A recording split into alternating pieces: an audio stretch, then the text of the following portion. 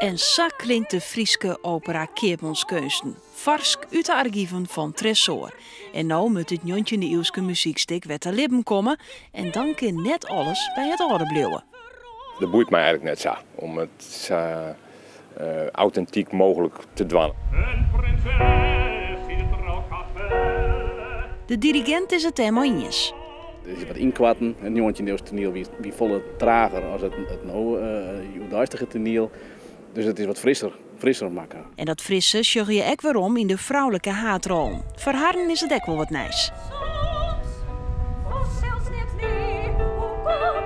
Nou, dit is een opera. En ik ga nog nooit in een opera spelen. En ik vond het wel spannend natuurlijk, want ik maak jongen. En ik ben zangeres, maar net een operazangeres. En juist dingen waar ik eigenlijk een beetje bang voor ben, dat ging ik om. Dus dit vond ik eigenlijk een beetje eng en daarom vond ik eigenlijk dat ik het dwan moest.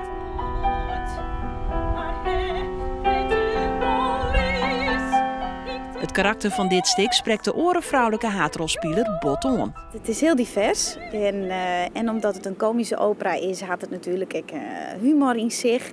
Nou ja, de haren van artiesten als van. En natuurlijk klassiek is wat stief en strak. En dan is dit juist weer een leuke uitkomst van, nou, we kunnen even meisje al nemen leidje en acteren. Dat is natuurlijk ook heel wat oors dan gewoon jongen. Dus alles komt binnen en dat is gewoon heel leuk. Maar er stiert ook een soort ondervinding op het toneel met Joop Wittermans en Jan te Stobbe. Een nieuwsgierige vraag dat je nooit echt antwoord op krijgen zullen, is natuurlijk wat de in 1899 verstoorde componist Martinus Schel je van vindt. Ja, ik denk dat we een heel eind komen. Want we hebben wat goed zong, we hebben een mooi koor, goede solisten, we hebben een professioneel orkest. Dus ik denk dat in zijn tijd, ik weet net dat hij het ooit maar een professioneel orkest jet had. Dus ik hoop dat hij blij is.